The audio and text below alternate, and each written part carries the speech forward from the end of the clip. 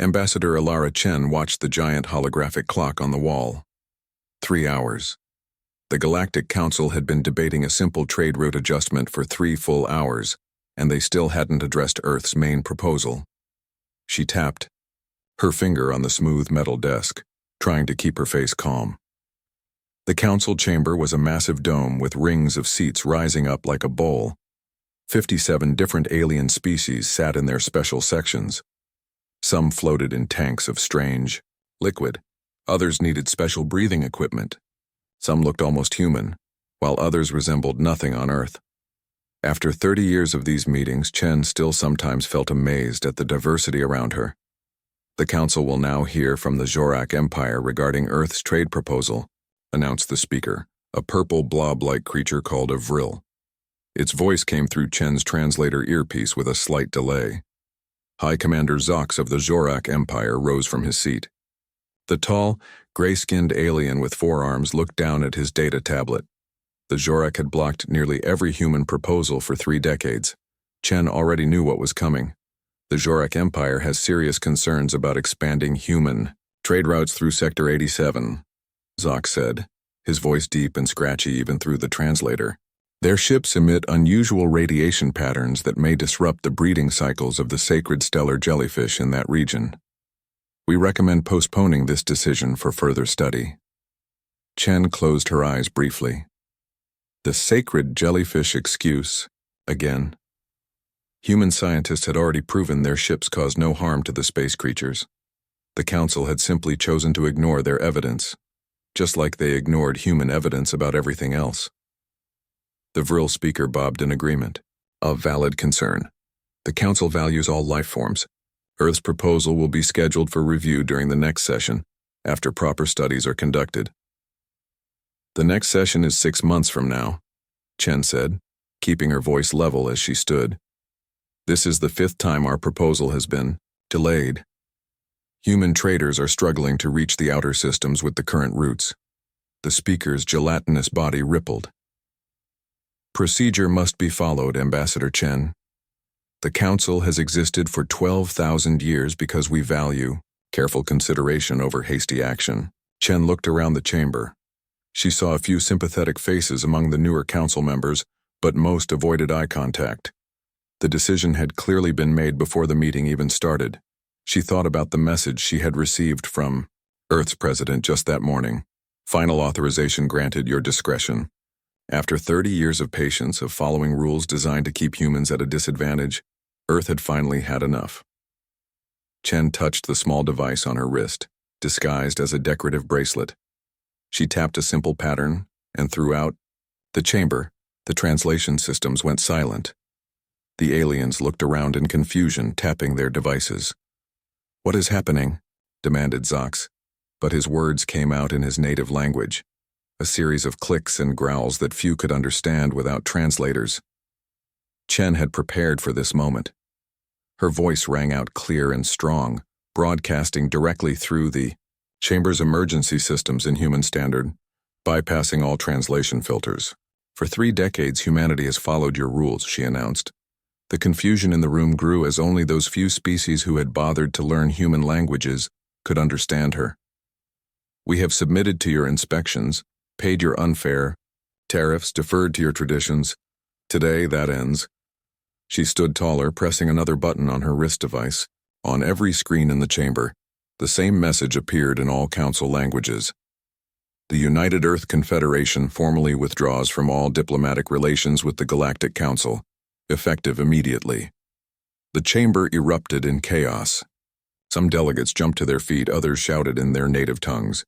The Vril speaker's body churned with distress colors. You cannot do this, Zox bellowed, one of the few who understood human standard.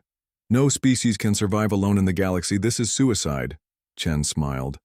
But it wasn't the polite diplomatic smile they had seen for decades.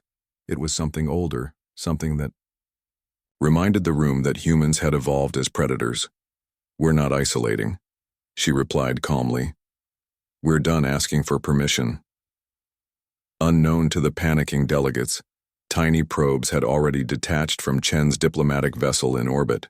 These probes were now accelerating toward the home systems of every major Council species. They carried no weapons, only information, evidence of council corruption, secret deals, and systematic discrimination against non-founding species that would cause political chaos once released. Chen gathered her few belongings from the desk. Her staff had already been quietly evacuated hours earlier. Around the chamber, emergency meetings were forming as delegates tried to understand what was happening. As she walked toward the exit, Commander Zox blocked her path, all four of his hands clenched into fists. "This is madness," he hissed through, a portable translator hastily brought online. "The Council will not tolerate this disrespect. There will be consequences." Chen looked up at the alien towering over her. 30 years ago, she might have been intimidated. Now she simply waited until the guards and other delegates were watching. "There already are consequences, Commander," she said quietly. "Check your private communication channel." Zox's eyes widened as he glanced at his personal device. On the screen was proof of his secret negotiations with pirates who raided human settlements, negotiations the Zorak thought no one had discovered. "How did you? Humanity has been gathering information for 30 years, Chen said. "We've been very patient. That patience has run out." She stepped around the stunned commander and continued toward the exit. Behind her, urgent messages were pouring into the council chamber. Human embassies across the galaxy were simultaneously shutting down. Trade ships were changing course. Scientific missions were packing up their equipment.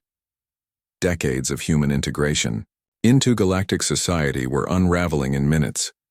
As the massive doors of the council chamber closed behind her, Chen heard the beginning of what would become months of accusations and arguments among the council members. Exactly as planned. In her transport ship, Chen strapped herself in and nodded to the pilot. As they pulled away from the council station, she looked out at the glittering spiral of the galaxy. "Send the message to Earth Command," she said. "Operation Independence is activated." The pilot nodded and sent the simple coded message. Across human space, defensive shields that had been built in secret for years began to power up. The real plan was just beginning. Chen looked once more at the council station growing smaller behind them. For 30 years, aliens had underestimated humans, seeing only their polite diplomatic faces. They were about to learn what humans could do when they stopped playing by others' rules. "Set course for home," she said. "We have a lot of work to do." As the ship accelerated to speeds that would shock council engineers, Chen finally allowed herself a moment of satisfaction. The galaxy was about to change forever. 3 months had passed since Ambassador Chen's dramatic exit from the Galactic Council. In the Grand Council chamber, representatives from 57 species gathered for an emergency session. The room buzzed with nervous energy as delegates whispered to each other in dozens of languages. The Vril speaker, its purple body now showing stress patterns of dark blue swirls, called the meeting to order. "This emergency session will address the ongoing human situation," it announced. "First, we will hear reports from affected systems."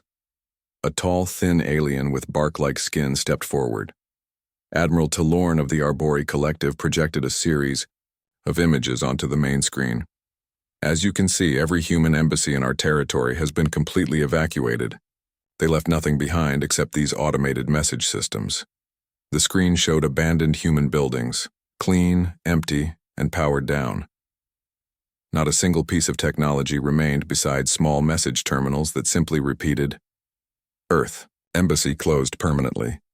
For emergencies, please direct communications to Automated Relay Station Alpha." "The same has happened in Zorak territory," said Commander Zox, his gray face looking tired. "But more concerning is what happened to the humans living among us." Another set of images appeared on the screen. Empty apartment buildings, vacant workstations, abandoned shops. 15,000 human residents lived in Zorak space, continued Zox. All disappeared overnight 3 months ago. They sold their properties, closed their businesses, and left without warning. Each one left the same message citing Treaty Cancellation Clause 7B as their reason for departure. A small, rodent-like delegate squeaked in alarm. "The same happened in Vexel space. Our medical centers relied heavily on human doctors. 7 major hospitals have had to close. One by one, delegates shared similar stories. Human traders had stopped coming. Human engineers had abandoned joint projects. Human scientists had taken their research and vanished. The pattern was the same everywhere, a complete and organized withdrawal from Council space. "Most troubling of all," said the Medusan admiral, Corvin, her tentacled head swaying gently, "is what has happened to human territory itself." The screen changed to show the border of human-controlled space. A shimmering energy barrier now surrounded their region completely. "This shield technology," continued Corvin, "is something the humans never revealed possessing. Our best scientists cannot penetrate it, not even with communication signals. Human space has gone completely dark." The chamber erupted in concerned voices. The speaker called for order several times before the room quieted. "How could they have planned this so thoroughly?" asked an elderly delegate from the Silicon-based Petra Confederation. "To evacuate thousands of citizens and activate a shield around their entire territory within days. This must have been years in preparation." Admiral Corvin nodded her tentacled head. "My intelligence suggests exactly that. We've discovered that this was something the humans call Plan Z, a complete withdrawal contingency they prepared from the very beginning of their contact with us. Every human embassy had evacuation procedures ready from their first day. Every human living in Council space had emergency departure plans." The Council chamber grew silent as the implications became clear. For 30 years, while smiling and participating in Council procedures, humans had been preparing for this possibility all along. Dr. Thal, the Council's chief expert on emerging species, spoke from his seat. The small gray alien had studied humans longer than anyone. "You all misunderstand humans fundamentally," he said quietly. "They view diplomacy not as the natural state between species, but as a fragile gift they extend, one they're prepared to revoke at any moment." "But why?" asked the Vril speaker. "What do they hope to accomplish by isolating themselves?" Before anyone could answer, every communication device in the chamber activated simultaneously. Screens, personal tablets, and communication implants all displayed the same message in all Council languages. "Attention all species. Human space is now closed to unauthorized traffic.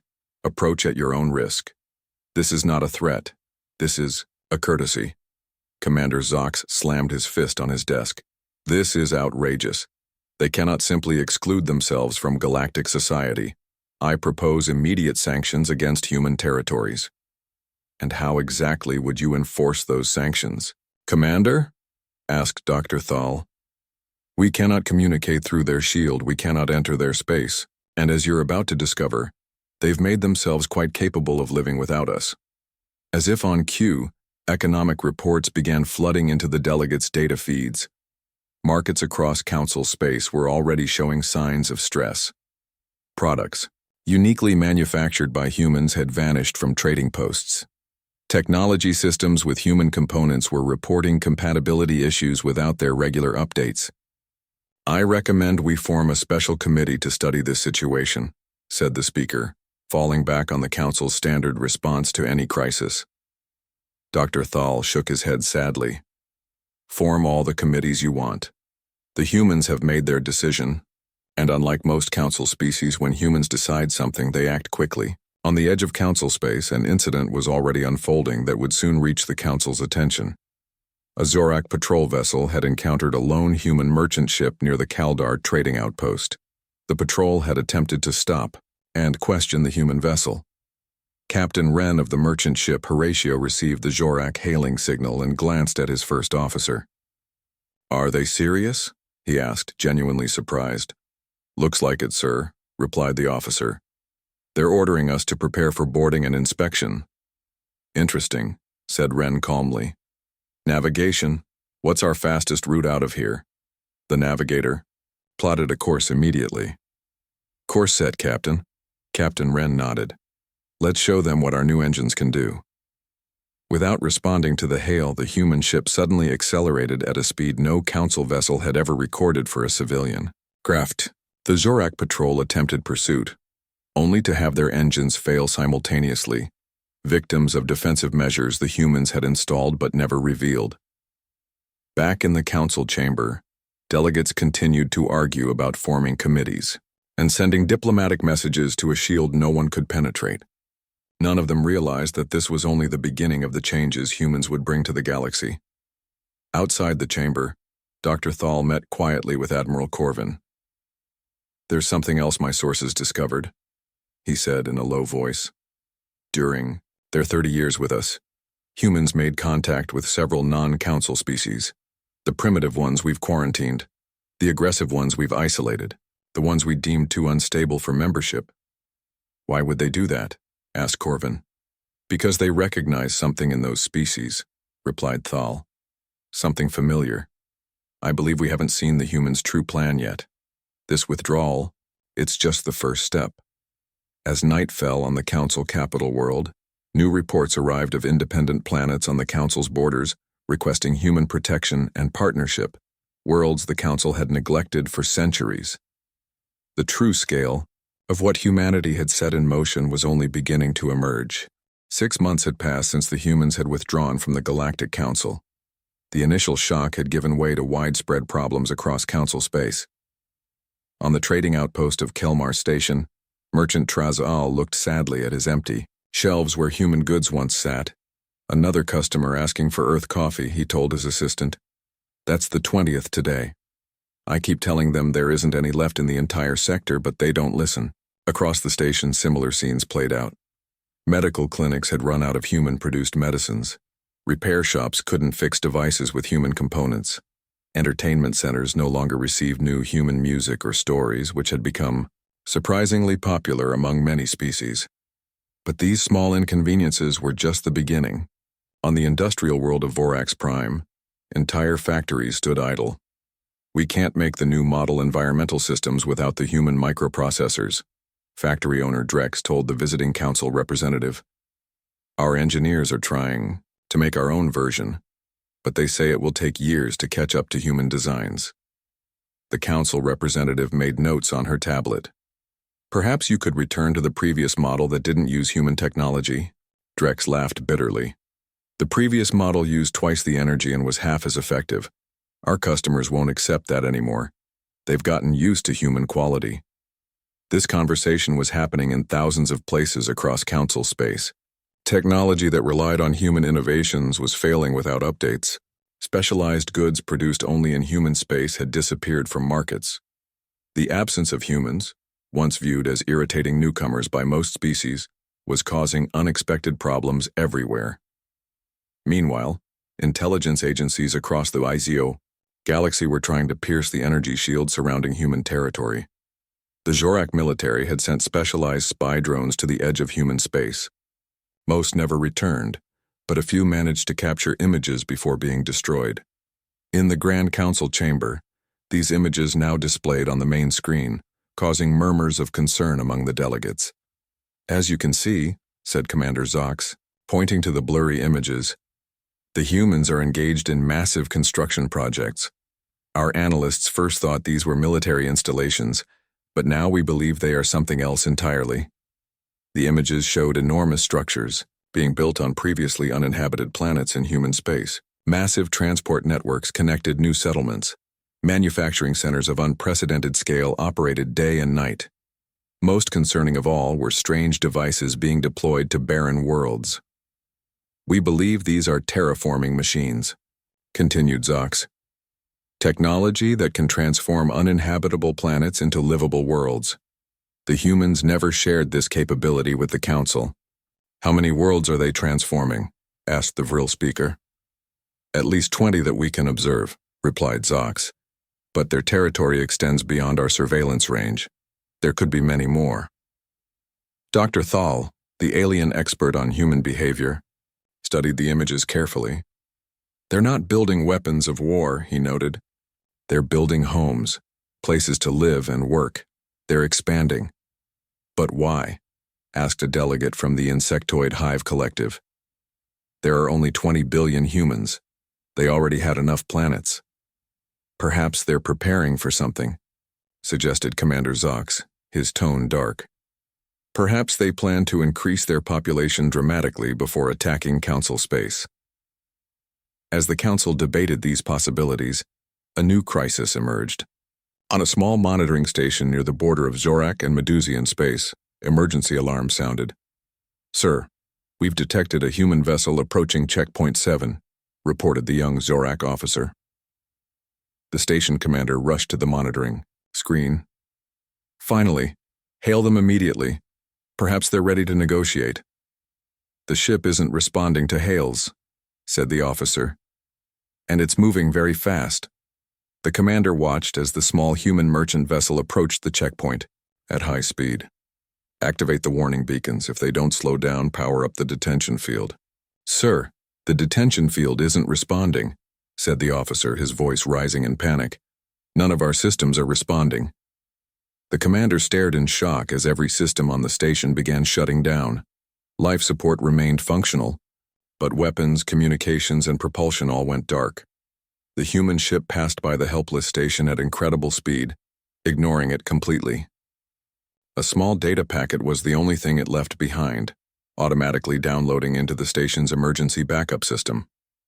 When they managed to access it, the message was simple. "Your technology was compromised 30 years ago. We left the all back doors open. This is why we don't trust easily." Videos of the incident spread across the Galactic Information Network before the Council could contain them. Throughout Council space, species began to question how secure their own systems were. If human technology could disable a military checkpoint so easily, what else might be vulnerable? In the Council chamber, accusations flew between the delegates. "The Medusians must have been secretly working with humans," shouted Commander Zox. "How else could human ships pass so easily through your territory?" Admiral Corvin of the Medusian Confederation rose in anger. "Your patrols have failed to stop human ships in your own space. Perhaps it's the Zorak who have made secret deals with Earth." The Vril speaker's body rippled with distress colors as the once unified council fractured along ancient lines of suspicion and rivalry. Dr. Thal watched the arguments with a sad expression. "They knew this would happen," he told his assistant quietly. "Humans have a concept they call divide and conquer. Remove the common factor that united different groups, and old conflicts resurface. On the peaceful agricultural world of Terrace, third, far from the Council's central worlds, a different scene unfolded. The planet had requested Council membership for centuries but had always been denied for procedural reasons. 3 days earlier, a human ship had landed in their capital city. Now Governor Alex of Terrace III stood before her people, making a historic announcement. "For too long we have begged for the Council's attention and protection.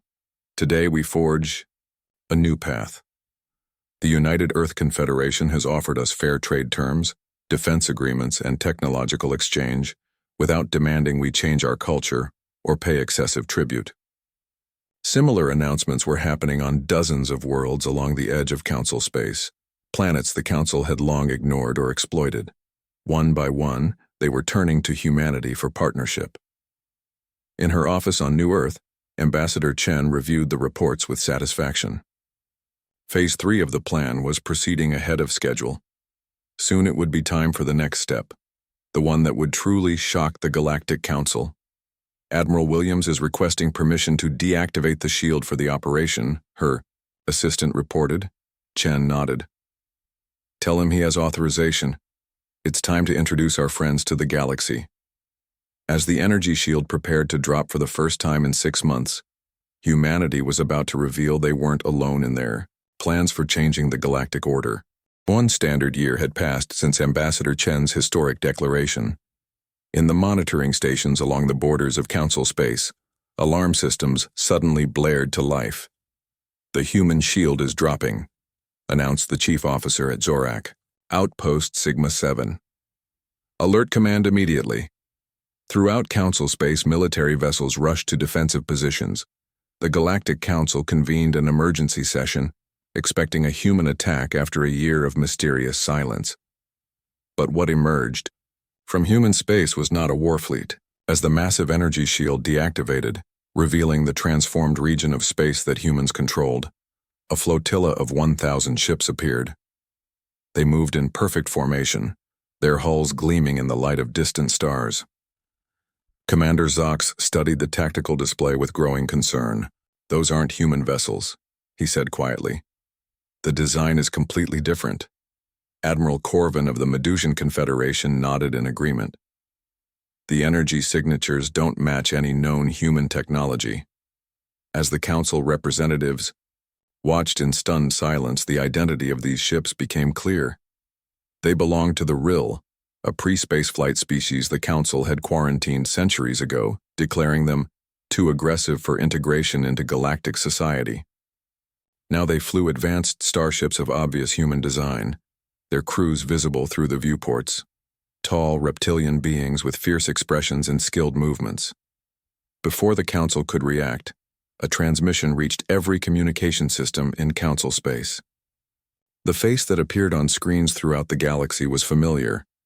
Ambassador Alara Chen, now dressed not in diplomatic robes but in a simple uniform bearing a new insignia, a circle of stars surrounding the outline of Earth. "Greetings to all species," she began, her voice calm and confident. "The United Earth Confederation wishes to formally introduce our allies, the Rill Cooperative, to the galactic community." Images appeared beside her of Rill representatives standing alongside humans, working together on massive construction projects, and training side by side on the new ships. Like humanity, the Rill were deemed too violent for Council membership. Chen continued. Like us, they refused to be defined by the limitations others placed upon them. For the past 30 years, while the Council delayed our simple requests, humanity forged a different path, finding partners who shared our vision of what the galaxy could become. The Council chamber erupted in outrage. The Vril speaker's body churned with alarm colors. "This is a violation of Quarantine Protocol 773, protested a senior Council legal expert. The Rill were not to be contacted until they achieved independent spaceflight. But Ambassador Chen continued, ignoring the protests. "Today we announce the formation of what we call the Ascendant Accord, a coalition of species dedicated to mutual advancement, without the barriers, tributes, and restrictions imposed by the current galactic order." The transmission expanded to show representatives of other species, some recognizable, others completely unknown to the Council. The Trilaxians of the Outer Rim, denied Council membership for their primitive technology, now partners in developing new energy systems. Chen introduced a group of small furry beings standing proudly next to human engineers.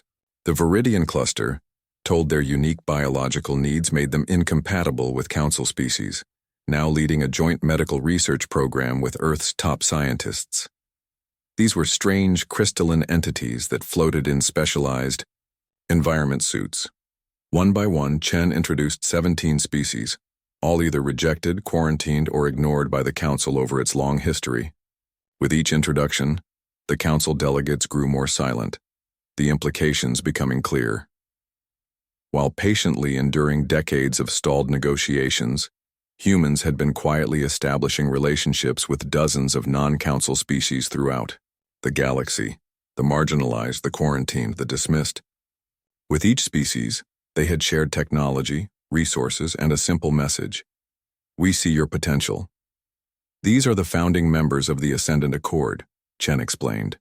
Together, we represent over 30 star systems, hundreds of inhabited worlds, and a combined population of nearly 100 billion sentient beings. Commander Zox found his voice at last. "This cannot be permitted. The Council controls all legal interstellar relations." Chen's expression hardened slightly. "The Council controls what other species allow it to control, Commander. We simply chose a different path. We chose freedom over restriction, cooperation over coercion, and action over endless debate."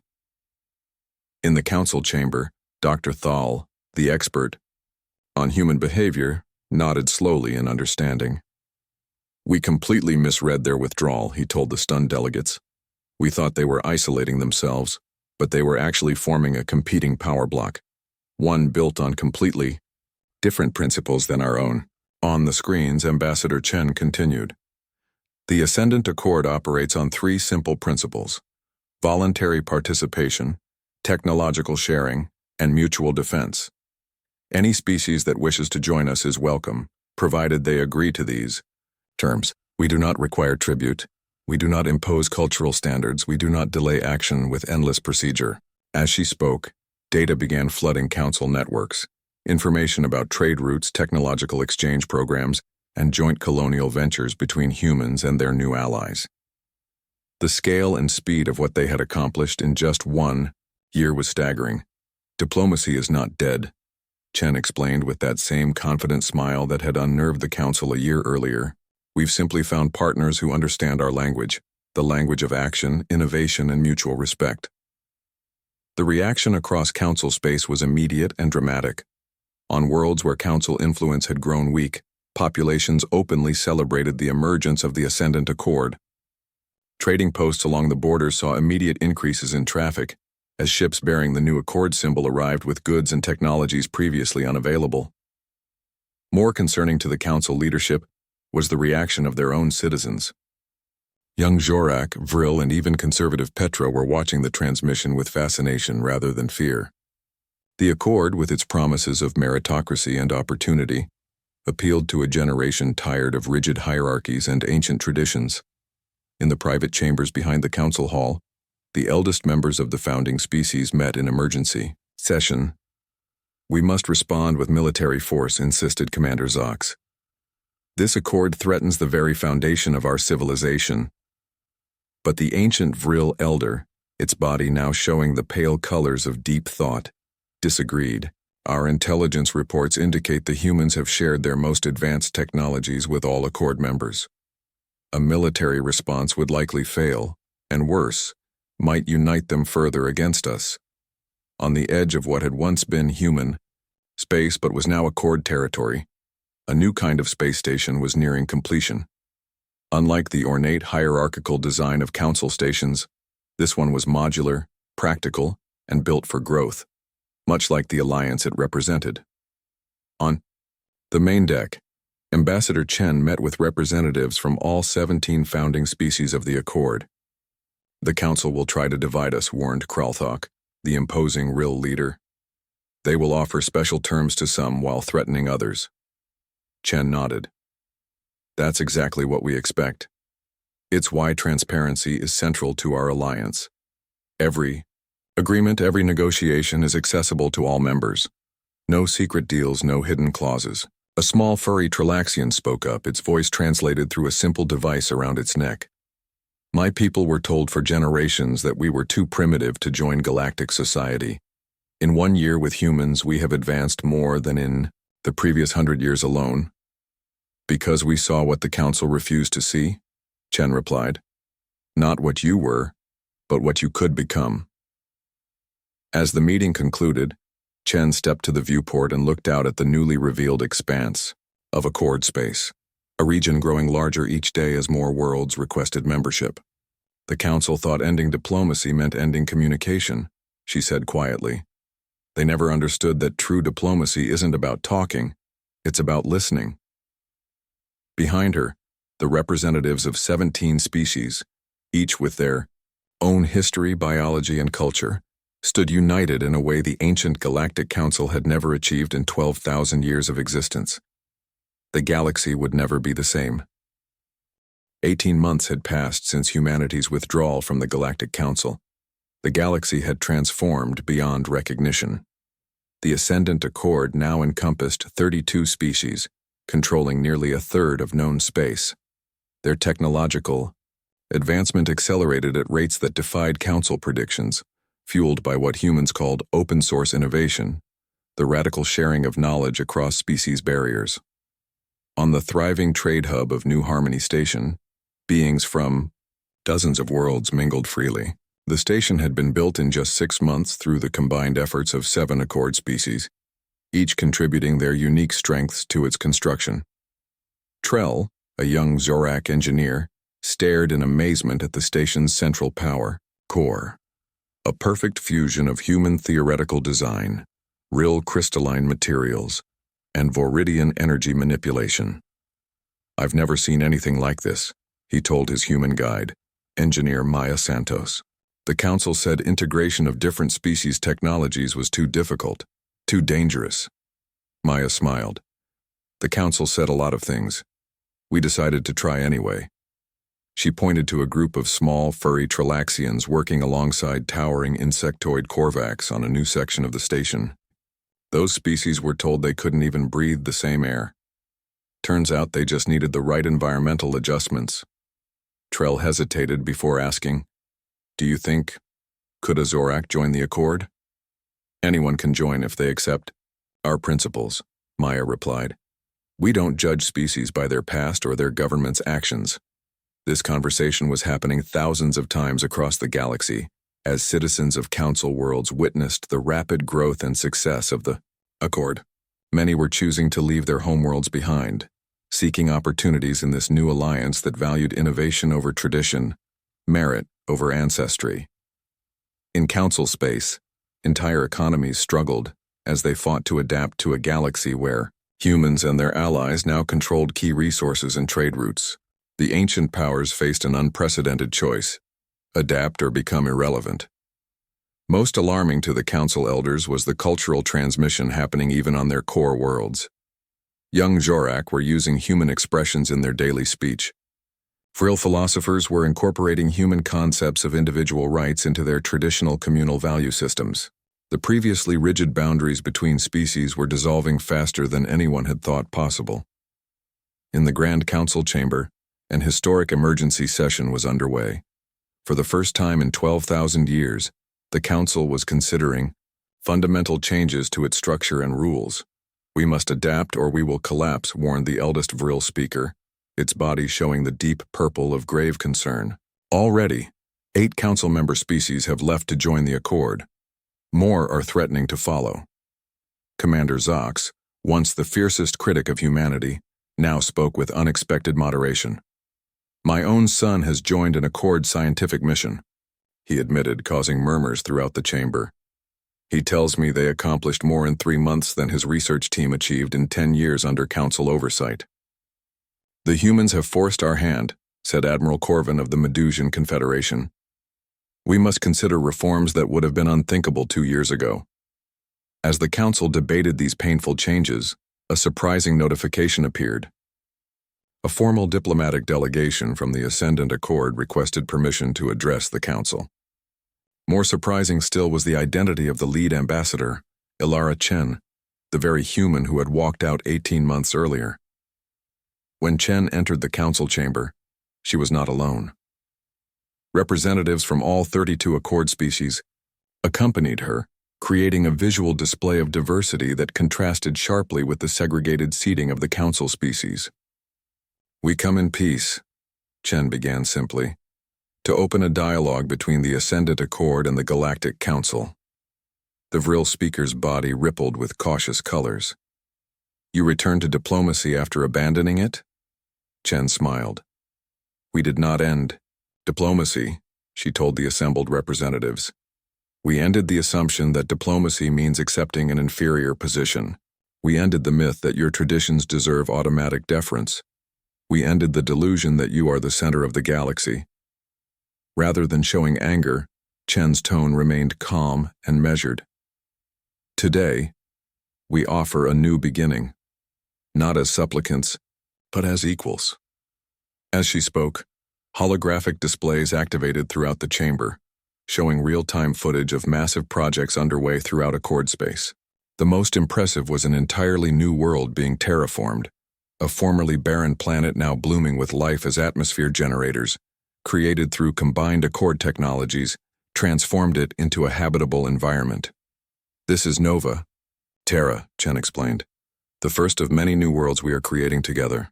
A planet where all Accord species can live side by side, each in their own environmental zones but part of a single, unified society."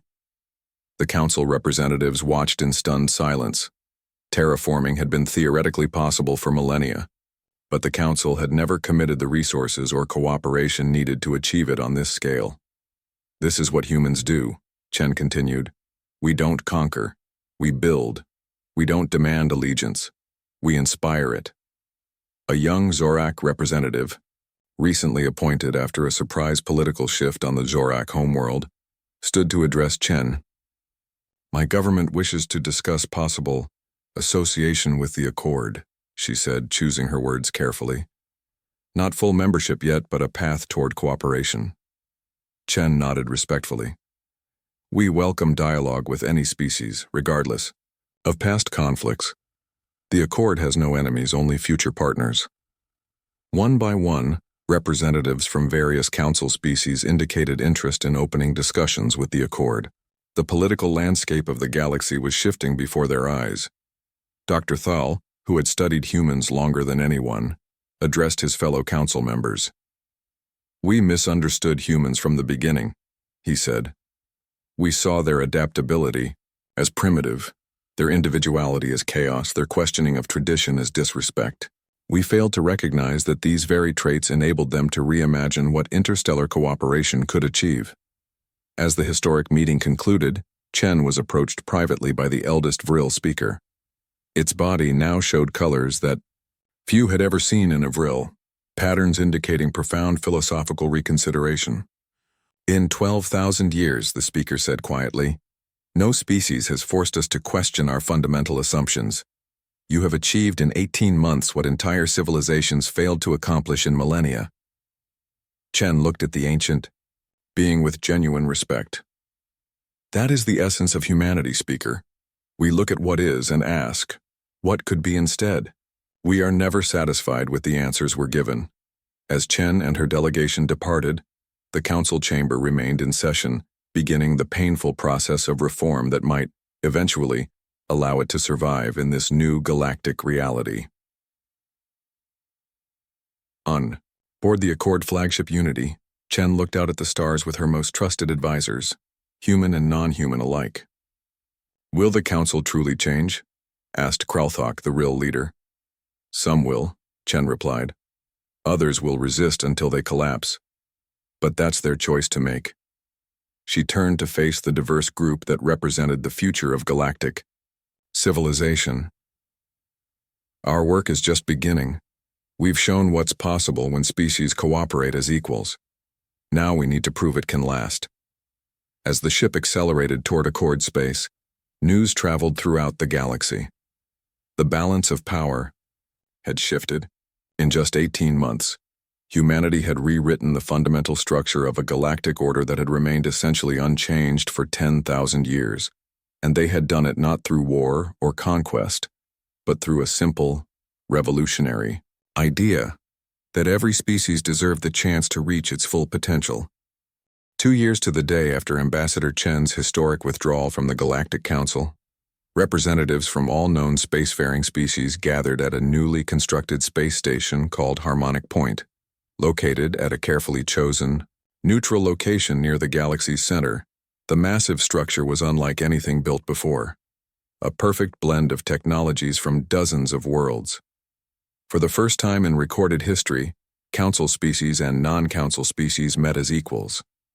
The great chamber at the station's heart had no raised platforms, no privileged seating, and no symbols of authority. Every delegation had the same space, the same voice, the same rights. The old Galactic Council still existed, but its influence had faded dramatically. Nearly half its former members had either joined the Ascendant Accord or established independent alliances with humanity. Even the mighty Zorak Empire, once the dominant power in council space, had undergone a peaceful, internal revolution. Young Jorak leaders had replaced the old military command, embracing aspects of human meritocracy and innovation. Ambassador Chen entered the chamber wearing not ceremonial diplomatic robes, but the simple uniform of the Earth Exploration Corps, the organization that had led humanity's first steps into space centuries earlier.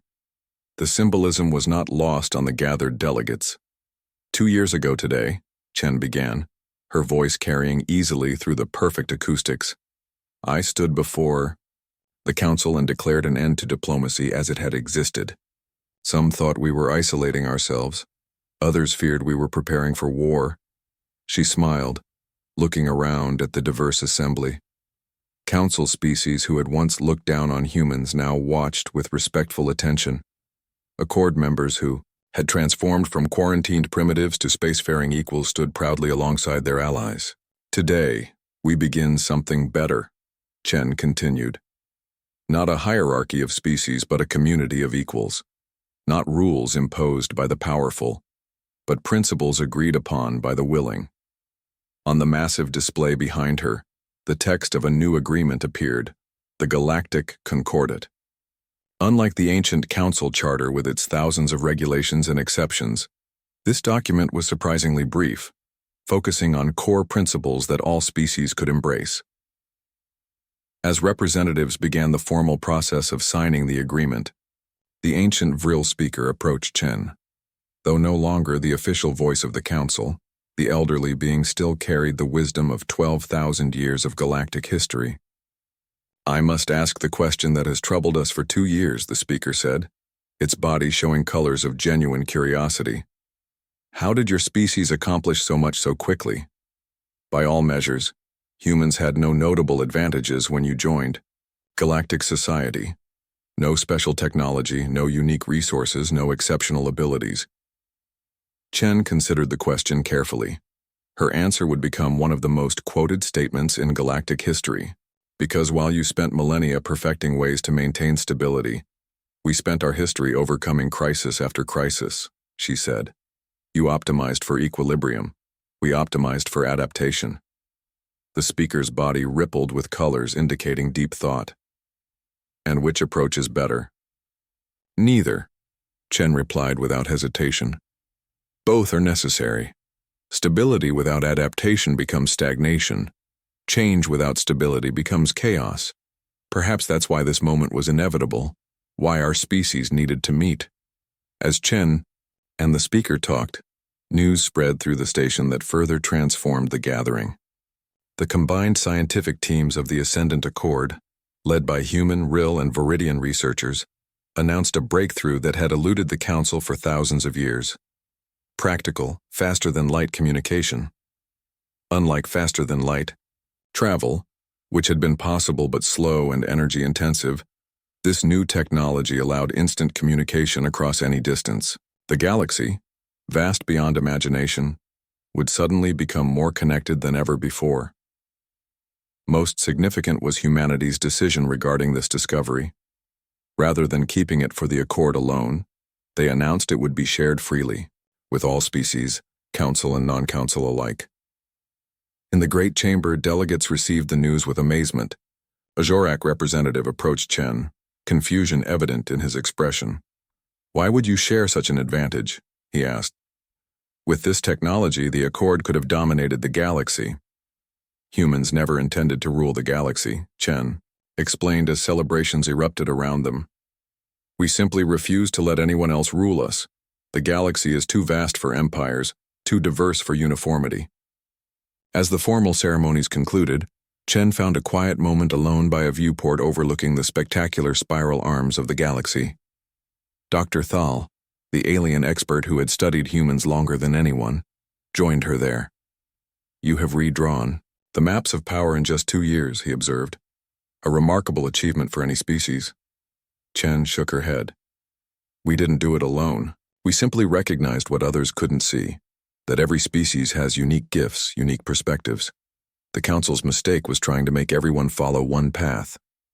Throughout the station, the celebrations continued as former enemies became cautious partners, former outcasts became respected equals. Cultural exchanges that would have been unthinkable 2 years earlier happened naturally, as curiosity replaced suspicion. In the station's communications center, the first signals traveled along the new FTL network, connecting distant worlds instantaneously, for the first time. On 1,000 planets across the galaxy, beings of 32 species in the Accord and 25 former Council worlds received the same message. The frontier is open. Exploration without permission begins now. On Earth, the statement was immediately recognized. The words Captain James Chen, Ambassador Alara Chen's ancestor, had spoken 3 centuries earlier when humanity launched its first interstellar mission, against the warnings of its own scientists. Some traditions, it seemed, ran deep in human blood. Back in the Great Chamber, delegates began discussing the next steps for galactic cooperation. Trade routes were redrawn based on efficiency, rather than political privilege.